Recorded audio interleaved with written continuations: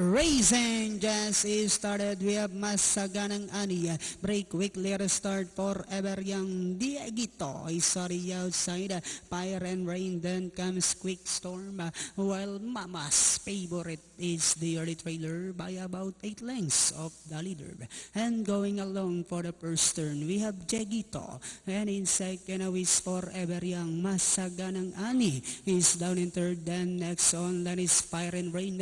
Quick Storm racing second last, while Mama's favorite is still racing in last. Back to the leader, we have Dieguito by about 2 lengths. Masaganang Ani now to take second. Forever Young dropping back in third. Then next on line is Fire and Rain, Quick Storm, and Mama's favorite is still racing in last. And at the far turn, we have Dieguito, this time by about 4 lengths. And in second is Masaganang Ani. Forever Young remains in third. Quick Storm, Fire and Rain, and Mama's favorite is still running at the tail of the field. Then as they swing for home, we have Dieguito by about 6 lengths.